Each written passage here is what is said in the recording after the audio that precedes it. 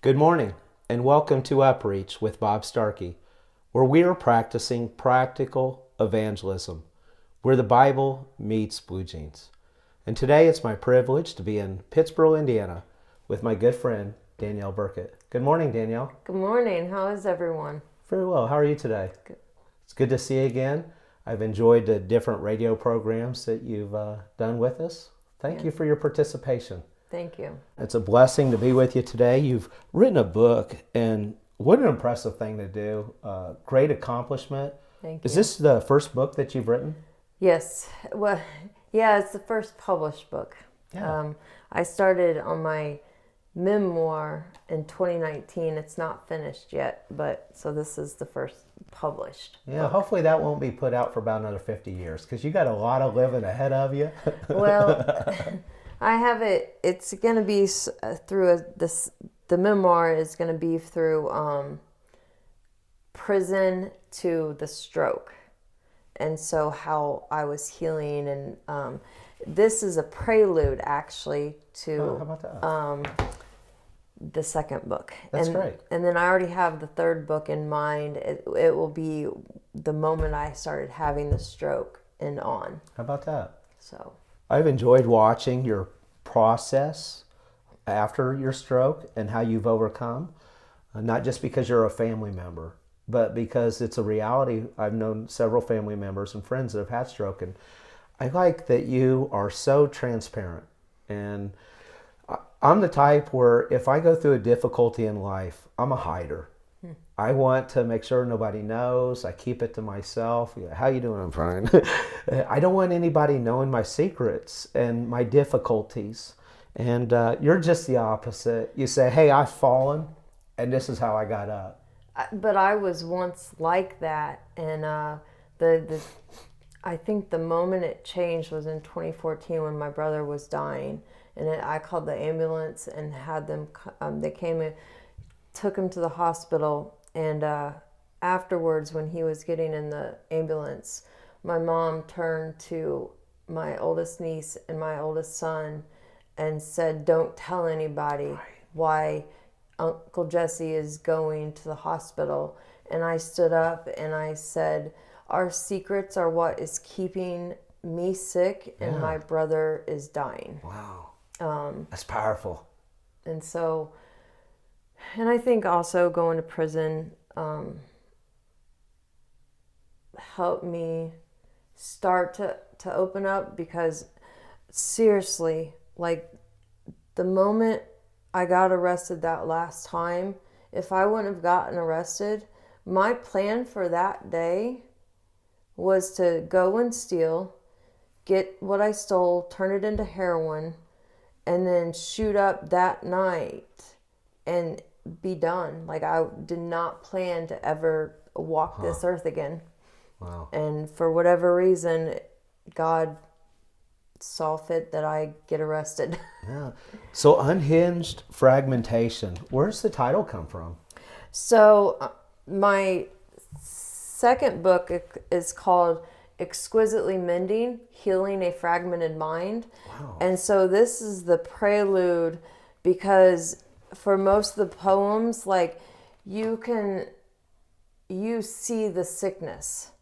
Really? It's not necessarily like you see the toxicity, you see the attachment issues, the relationship issues, the substance use, the being in recovery but having some kind of block from like experiencing it like I do now. Like, I don't necessarily say I'm fragmented in this book, but you can see it in my poems how I was a fragmented person. Like, sometimes my feelings were over here and sometimes they were way over here, and sometimes like the anger that burned in me was like rageful and like almost homicidal. Like, I was never a homicidal person, but it was almost like that. And I couldn't integrate myself because I kept everything hidden, even from myself.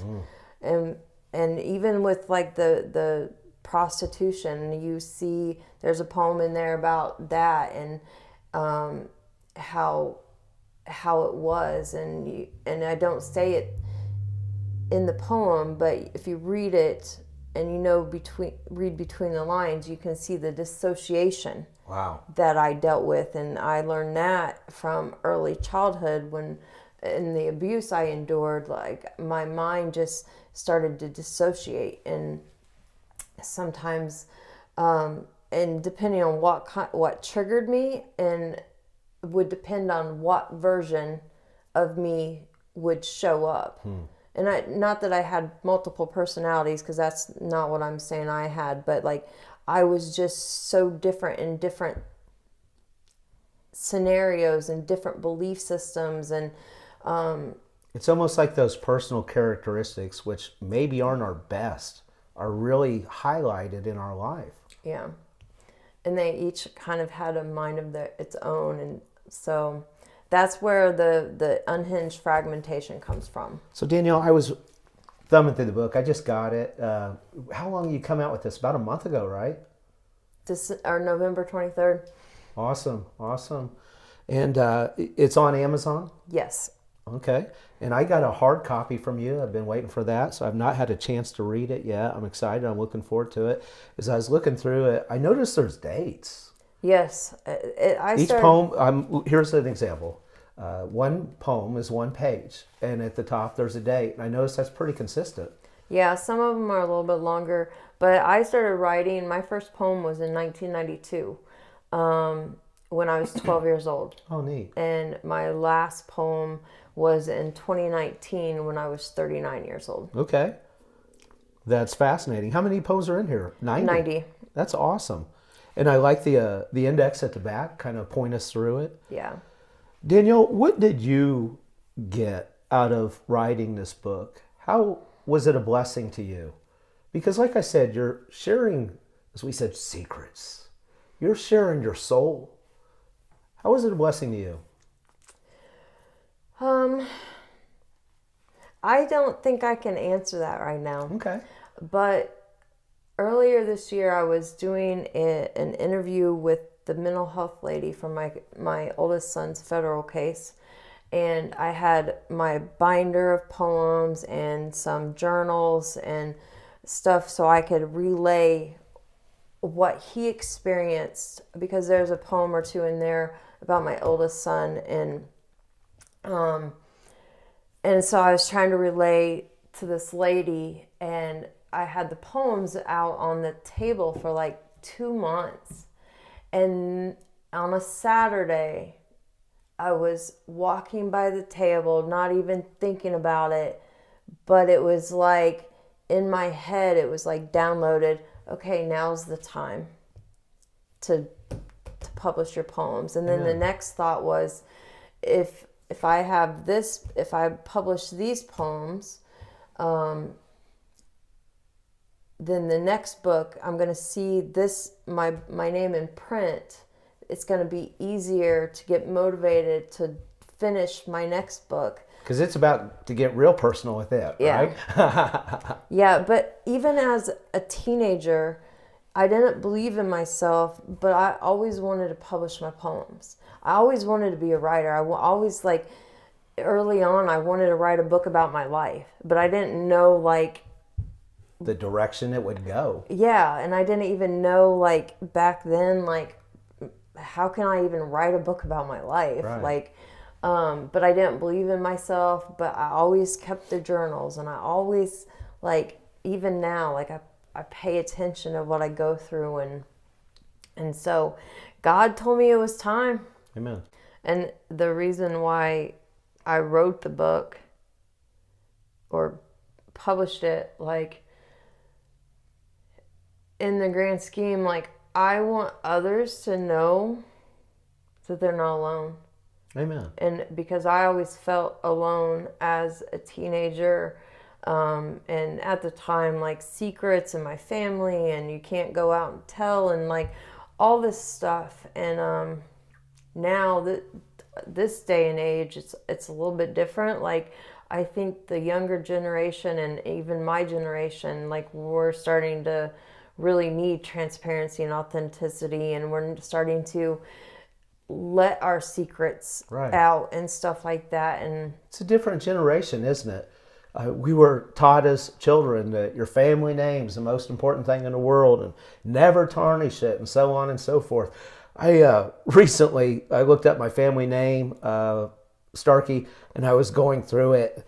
And there's murderers, there's thieves, I mean everybody. And at the end of the day, there's nothing I can do about that. They were men and women just like me. Yeah. And I'm not going to let them write my life story. Yeah. I'm going to write it for myself. yeah. And you've done that. I really enjoy it. You just mentioned an interesting statement for those that are alone, that you want them to know that they're not alone. That brings me to my next question. Our program is called With Upreach. It's not just giving people a hand up, but it also refers to you preach. Who's your congregation that you're sharing this message with? Who is it that you want to read this book? Honestly, so I don't know if I'm right or wrong in this, but like the discarded and the disregarded youth and the broken adults, like that came from substance abuse, that came from abuse, that the systems, the teachers, the adults in their lives like gave up on them, and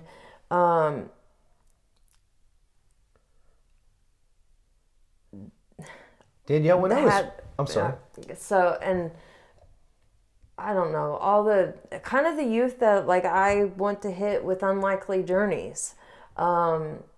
Those same youth, the criminal justice system youth, and yeah. People that need it. Yeah.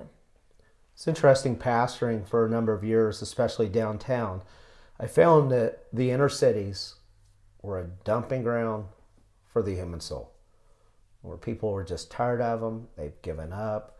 And there's a lot of people like that in life that feel like the system's given up on me, family's given up on me, the church has given up on me. Where do I go?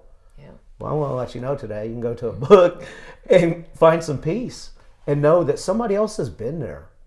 If I want a kinder, gentler, more loving world, then I have to be the change I'm wanting to see. And I can't rely on anybody else.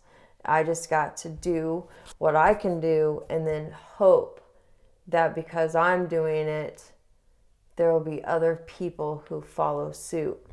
Amen. Danielle, when someone is reading this book, what do you want them to experience? That God can deliver, that what you've gone through, that there's another direction? What is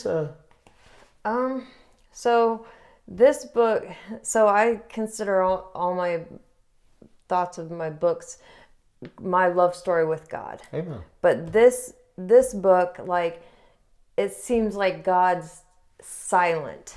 God's just letting me go through all this stuff. And what I want people to get from it, besides not feeling alone, is that don't give up. Like, keep going, even when it gets really hard, even when it seems like you failed and there's no turning back. If you're not dead, there's always something, a way to turn back. Right. And it's maybe not staring you right in the face right then, but you're not dead. That's right. So I was going through some difficulties in life, and I just kept saying, one more round. I'm going to get up. I'm going to go one more. yeah. And you've done that. Yeah. And it brings the victory, doesn't it? Yeah. Amen. Well, Danielle, we're having a great time talking about the book today. And so we enjoy your story. I encourage you to pick it up. It's called Unhinged, Fragmentation, the first book from Danielle Burkett, and the best is yet to be. Yeah. Well, thanks for joining us today with our program. We like to close out the program every week with a simple phrase that says, and may the Lord be with you until we meet again, whether here in Pittsburgh, Indiana, maybe snuggled up with a good book, or on the air with Upreach with Bob Starkey. Thank you. Bye.